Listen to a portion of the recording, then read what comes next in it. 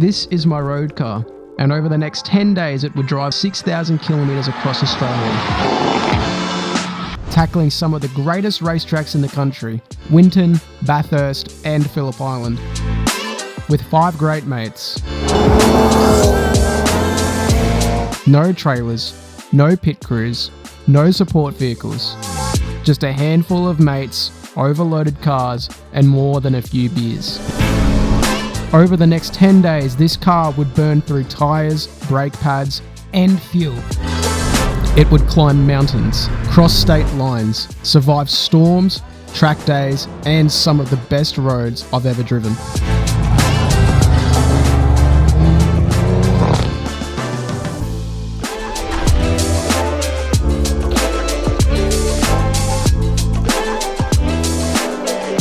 Last year at Bathurst I met Adam and Ben. If you've seen my videos from the previous year, they were the guys that were driving the Supras that were way too quick for me.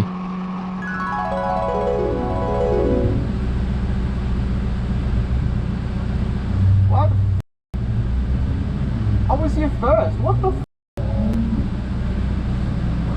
Whatever. These guys better be fast, because if they're getting free passes in front of me and I have to pass them, I will not be a happy chappy. I have a feeling I'm going to catch them.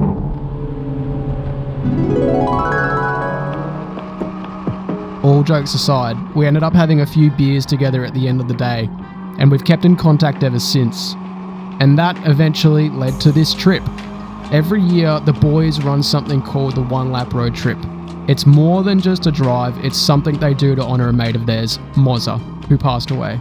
Now, I never knew Mozza, so I don't want to butcher the story here, but through a lot of chats with the boys, I learned that he lived by a pretty simple motto: life is only one lap, make it a good one. Hence the name One Lap.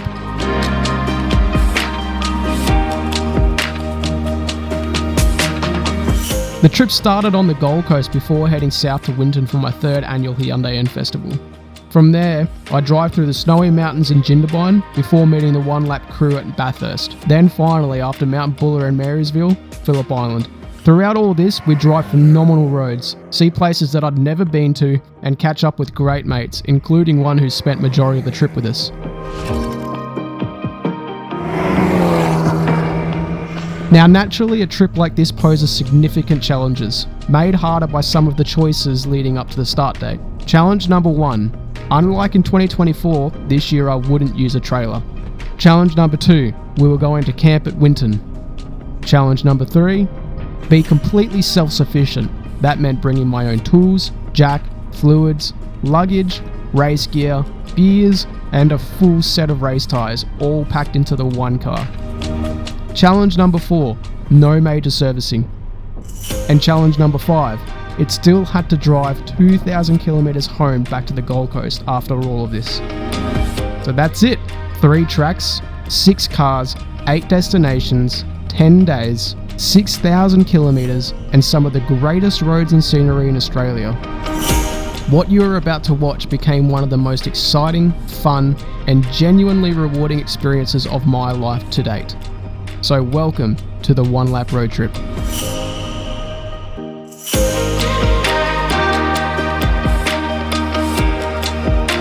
I departed the Gold Coast at about 12 PM on Friday and split the trip in half by stopping just outside of Newcastle early on Friday night. I then continued the trip onwards to Winton, arriving at about 2:30 PM local time. We camped at the track in Winton, so I headed straight to the campsite and had a super refreshing tequila while I waited for Stefan and Tim to arrive. Once they arrived, we set up our campsite as close to turn 10 as you could get, had a few beers, and headed into Benalla for an awesome steak at the Farmer's Arms. We were up way too late, and I definitely felt it the next morning.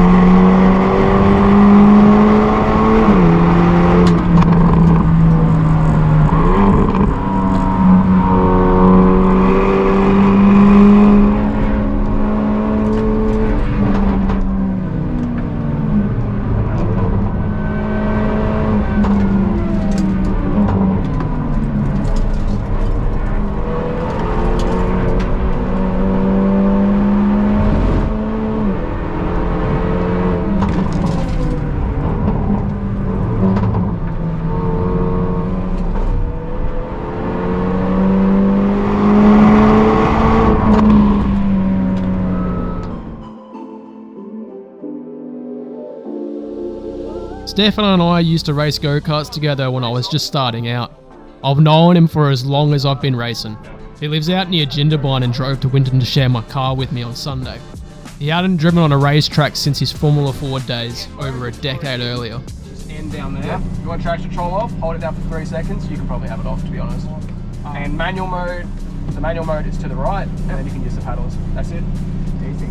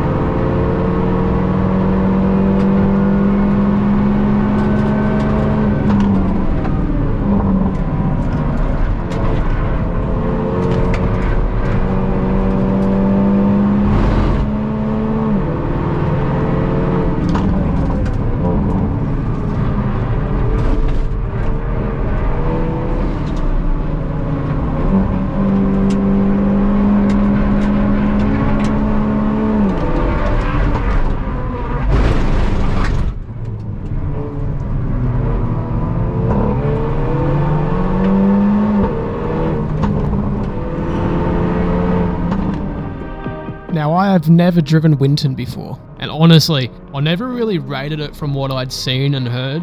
It always seemed like one of those tracks that seemed really boring to watch racing. I'll admit, after doing some laps around it, it's quite a fun, busy and twisty track. It's technical, tight, you're almost never straight, you're constantly setting up for the next corner, and it absolutely destroys tyres as a result.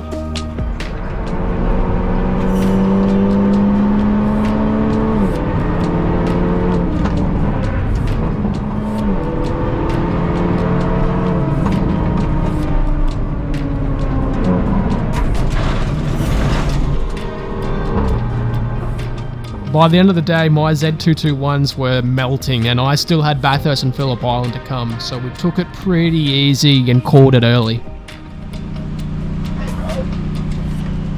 How you doing? How was that? Good bit of fun? Yeah, that was actually quite fun. I really enjoyed that. Did you go fast? No, I went slower. Yeah, the track would be greasy. Yeah, it's terrible. Still fun. Yeah. Oh yeah. That was the best I've driven today. Yeah. And it's still what miles off, so. Yeah.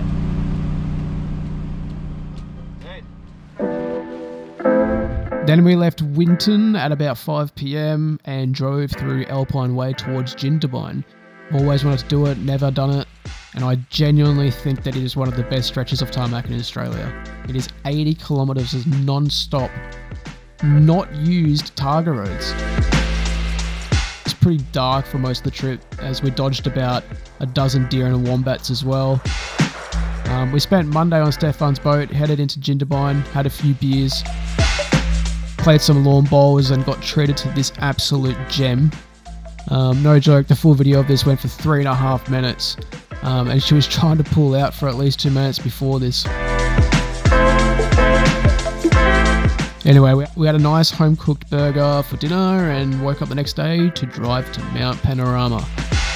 And oh boy, driving into this track and seeing that Mount Panorama text on the side of the mountain gets you excited like nothing else.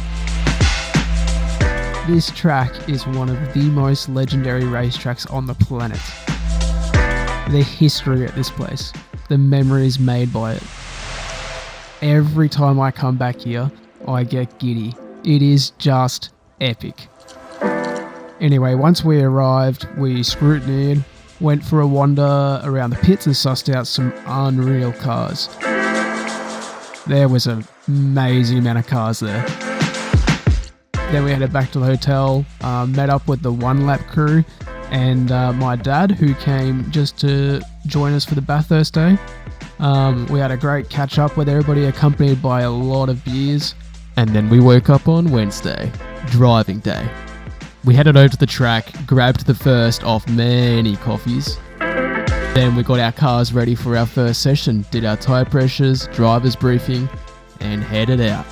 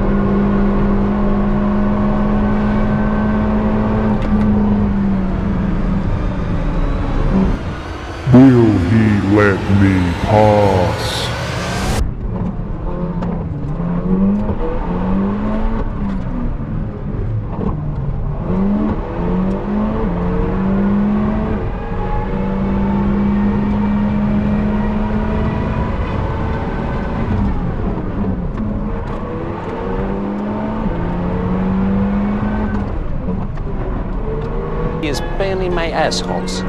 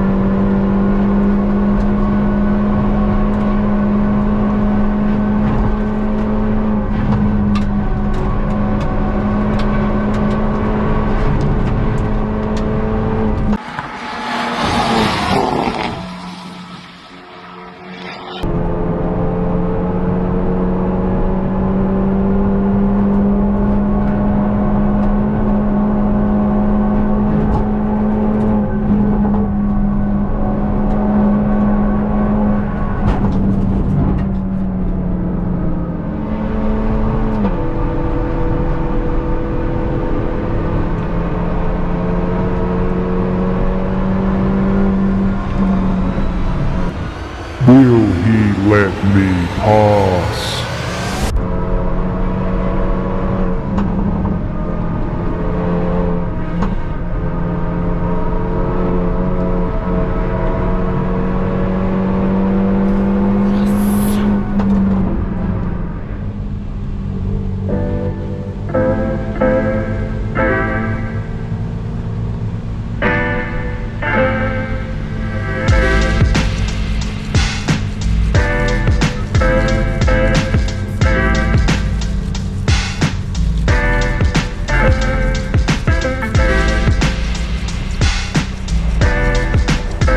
After session 2, we paused for lunch, and on this day, the Driving Solutions crew put on catering for everyone that attends. It's pretty rare for a track day, but it was really good, so quite appreciated, to be honest. Everybody was very happy with how the food was.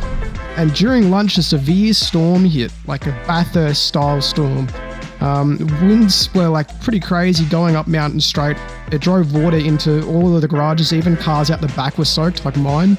And it was actually so powerful that it even made a tree fall over at Griffin's Bend. So the drive team had to go out there with a chainsaw, clear it out before track action could resume. So because of that, there was quite a big delay. So we ended up having to miss a session because of it. Though we were later given like an extra 5 minutes in one of the sessions to try and make up for the lost time in some way, unfortunately we did miss out on a session because of it.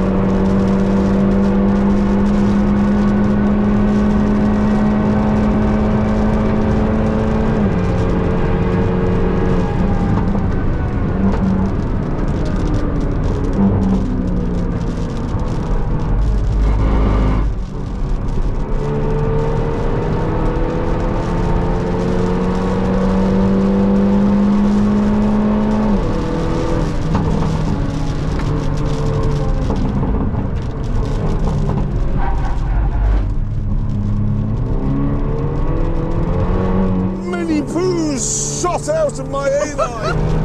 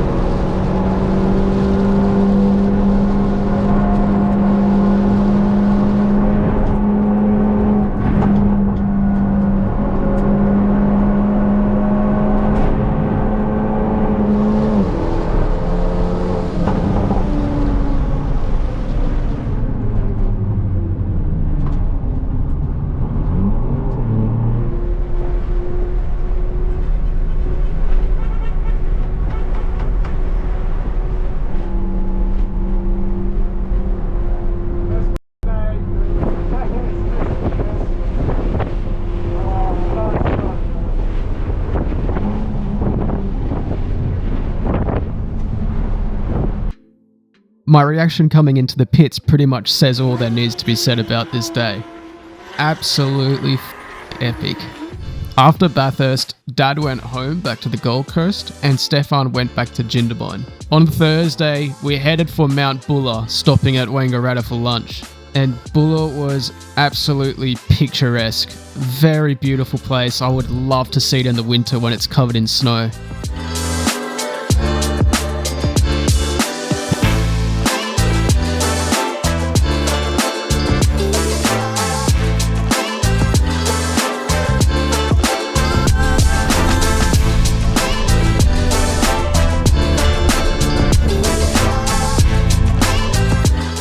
The next day, we drove some of Australia's most famous Targa stages on our way to Marysville. Some of these roads could genuinely be the best roads I've ever driven anywhere in the world. Some of the most pristine and empty stretches of tarmac that Australia has.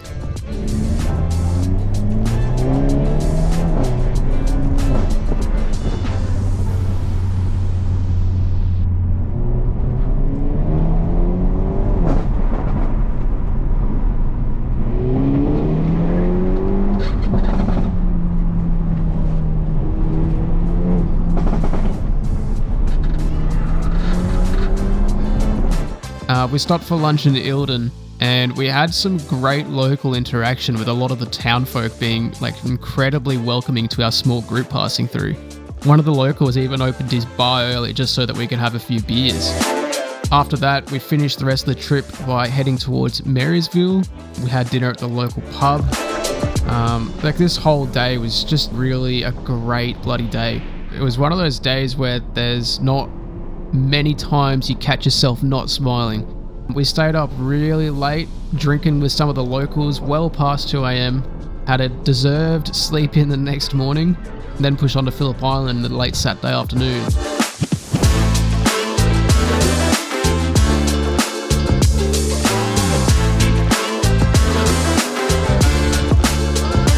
We checked into our hotel, washed the cars and did a service, a very small service. Had to do a couple of little repairs to my car. And again, this was another one of those days that was just all around really cool. Just a really great day.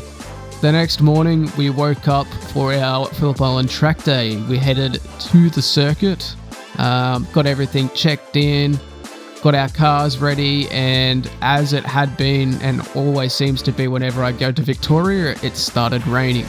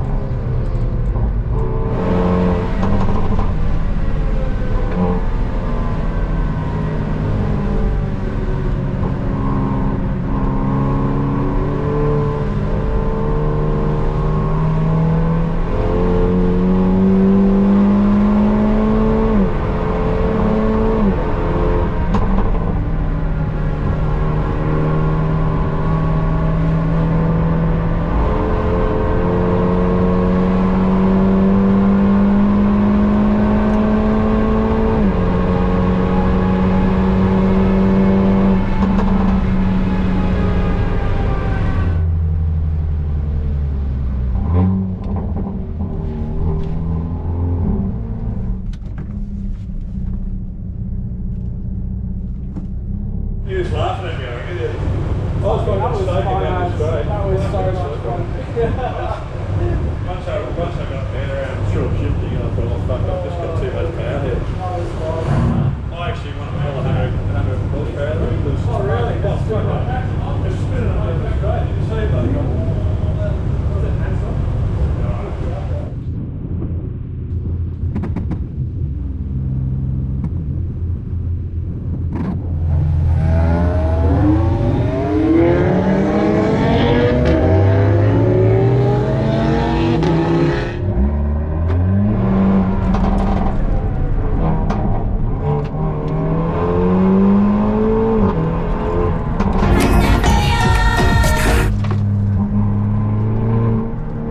So with this Alpha, there's quite a few funny stories from this day regarding that guy. But anyway, you could probably tell that this session got red flagged, but it did end my session for 2 reasons. I didn't go back out. This is definitely one of those moments, I think, where I think everything happens for a reason. When this error popped up, the low brake fluid error, I was fully intending to ignore it. But when we went around a few corners later, we got red flagged anyway. So we came into the pits. We had just done a service on the cars the day before. We checked the fluids, we checked everything, and there was not an issue. I had just thought to myself, nah, the car's just having one of those weird glitch things that it does just every now and then, flashing an error at me that's not right. I was more than likely going to send at least that first lap after that warm-up lap if the session didn't get red flagged, especially considering that it had been raining all morning and we were forecast to rain all afternoon. I didn't think that we'd get any other dry laps in, so I really wanted to try and get one. And I wasn't going to let a lot stop me, but yeah, thankfully the red flag came out. Yeah, so we go back into the pits, and just out of curiosity, I'm out the front of the garage, and I just pop my bonnet real quick. And wouldn't you know it, the reservoir is open, leaking brake fluid everywhere. It's actually had diarrhea is what's happened here. The reservoir cap, which is just a reenactment, but it was just sitting on the heat shielding. Yeah, that's the close call of the day, that one. The lesson here is if your car flashes a warning at you, check it. Because if I was going to turn one at 230 k's an hour, had no brakes, I don't think I'd be doing very well. So yeah, didn't go out in session 2. I rushed into town, get some brake fluid. We race taped the cap back on and wrapped it around it a few times so it just could not come off again. Then I was good to go for session 3.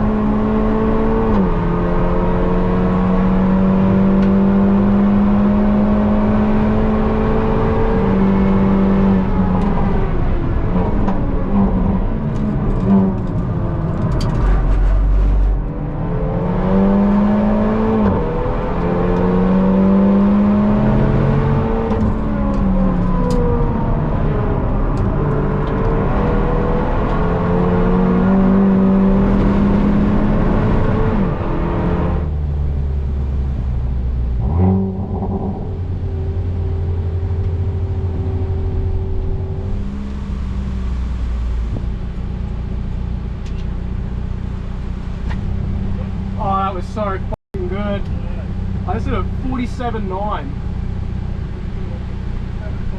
Yeah. Yeah. That's fast. Yeah.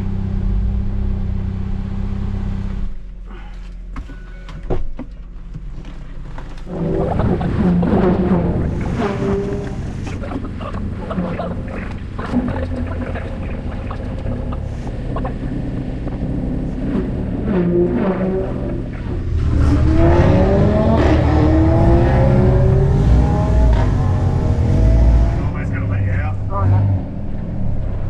Cheers, mate.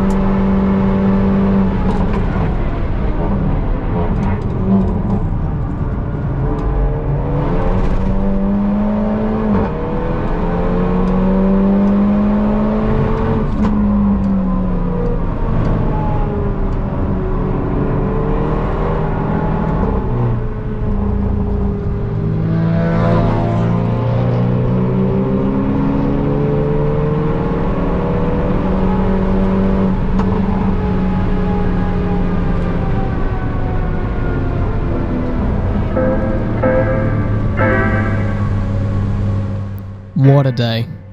One of the best days. So this wraps it up for track action for the one lap road trip for me. After we packed up, we went out for dinner to a phenomenal Italian restaurant, shared a couple bottles of Italian wine, and then after we went out to a pub. It dawned on us that schoolies was in full swing, so we got out of there and went back to the hotel, shared a few final beers, had a few final chats, and then went to bed. The next day marked the official end of my trip. The boys would continue though. They had one more day penciled in at the Bend in Adelaide 2 weeks later. Unfortunately, I couldn't commit to that due to work. So they all stored their cars in Melbourne for a week and flew home to Brisbane. They'd then fly back down to Melbourne the following Thursday and drive out to Adelaide together. Meanwhile, I left Phillip Island on Monday morning. I did my nearly non-stop 18-hour drive back to the Gold Coast, making a few rest stops to sleep in my passenger seat whenever I got tired. It took me just under 21 hours after all my stops. Driving 18 hours in a race seat is not something I would recommend to anyone. I had back issues for a solid month after this drive. So I got home bang on 5 a.m. on Tuesday morning, then got some well-earned sleep. This was without a doubt one of the best trips I've been on in my life, with a bunch of blokes that I really hadn't known for very long. They're all now a bunch of blokes that I'd consider great mates, who I have all the time for in the world. This trip was just phenomenal. Even the bad parts, like being food poisoned, or the toilet in our hotel in Bathurst leaking sewage, or just having a random angry official yell at us for doing absolutely nothing wrong, or even my cock-up booking Stefan's driving session at Winton. It all paled in comparison to the good parts. But it wasn't just the track action that made this trip, it was the little moments in between, like all the times that we drive through these beautiful country towns that I'd never heard of. The times when kids would get their phones out and take photos and videos of us as we drove through their town, egging us on to rev our cars. It's things like this that are little reminders on long, exhausting journeys where you get this little morale boost that just makes you pinch yourself, and then you remember just how fortunate you are to be able to do something like this. There were so many of these little moments, so many things that happened that I didn't anticipate. It took me over 3 months to put this video together in a way in which I think I did the trip justice. So much happened on this trip that I couldn't possibly squeeze everything I recorded into this video. Yet at the same time, there is so much that I wish I'd recorded so that I could put it in. There are a few people I really need to thank before I end this video. Firstly, to Adam and Ben, who selflessly welcomed and included me completely in this trip. To my family for giving me the extra funds to be able to do the entire trip. I'm so lucky to be in a position I am in to be able to do things like this with the help and support of my family. It was also great to have my dad by my side at Bathurst, a guy who has been there with me through it all.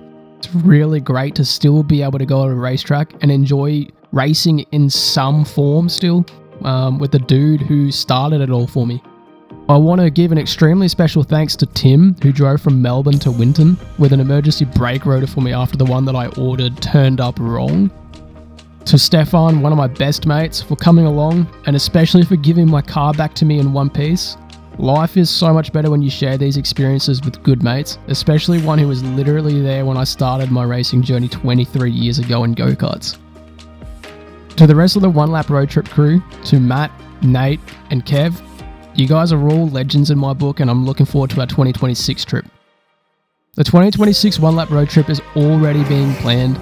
I'm really looking forward to sharing the next trip with you, and I hope to have some more footage to include in the 2026 video. If you made it this far through the video, thank you so much for watching. If you liked this video, I'd appreciate it massively if you would drop a like, leave a comment about what you did or didn't enjoy, and subscribe if you really enjoyed it. Anyway, that's all from me. Thanks for watching, and have a great day.